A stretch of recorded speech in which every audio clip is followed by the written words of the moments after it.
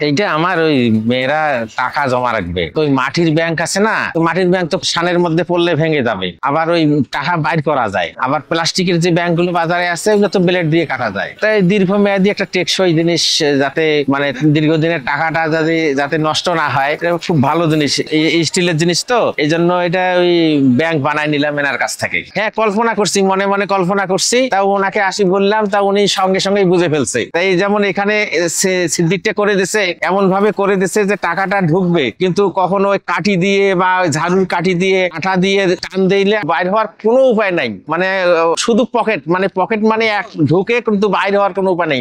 একমাত্র এটা কেটে যেদিন ওজন বেশি হয়ে যাবে তখন এটা ইয়ে করবো আর কি। থাক না, ওরা 10 বছর যদি জমায়, তো 10 বছরে যদি কয়েক লাখ টাকা হয় তো ভালো। দুইটা আমার দুই মেয়ের জন্য দুইটা বানাইলাম। না, এর আগে দেখে গেছি, কিন্তু যে ওই জায়গায় পাওয়া যায়, কারণ বাজারে পাওয়া যায়, আমি পরামর্শ করছিলাম যে আসে ওনাকে বলবো, তা উনি বলার সাথে সাথে বুঝে ফেলছে। না, আমি এটা কল্পনা করছি যে কলেজে আমাকে বলছে যে বাবাই আমাকে একটা ব্যাংক বানাই দাও তো, যেটা কাটা যাবে না, ভাঙা যাবে না, কেউ চুরি করতে পাবে না। তা আমি বললাম আচ্ছা ঠিক আছে মা, আমি বানাই দেবো, উনি নিয়ে যা দেবো, যে টাকা জমাবে। এই জায়গায় ভাই অনেক কিছু বানানো হয়, বিশেষ করে আপনার মোটরসাইকেলের টাঙ্কি রিপেয়ারিং থেকে ধরে হাড়ি বাজার থেকে ধরে ড্রাম, তারপরে ব্যাংক, বিভিন্ন জিনিস বানানো হয় এখানে। তারপরে আপনার ডাক টিন, মুড়ি টিন তো আছেই, ইত্যাদি অনেক কিছু তৈরি করা হয় এনে। বিশেষ করে তো আগে তো মনে করেন এনে কাজ করা হইতো বেশিরভাগ আপনার লঞ্চ, স্টিমার, শীট দিয়ে আগে তৈরি করা হইতো, তেলের জিনিসটা মোটরের সিস্টেমে। এখন তো এগুলো চলে না, এখন তো আড়ি ফেলে বিভিন্ন চাইনা কোম্পানির জিনিস বাড়িয়ে এখন মনে করেন খেলনা জিনিসগুলো চলে না। মূলত ড্রামের কাজে বেশি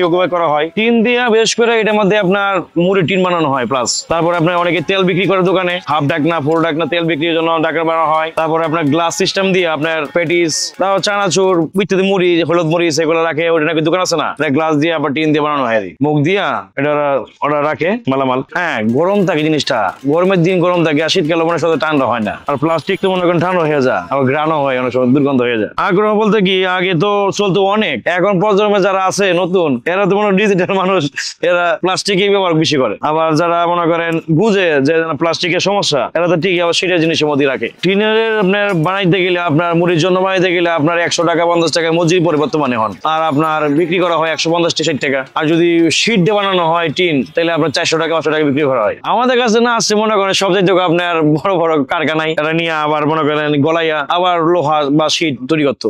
আমি এটা রানিং প্রায় 20 বছর যাবত হয়ে গেছে। এর আগে আমার বড় ভাই ছিল।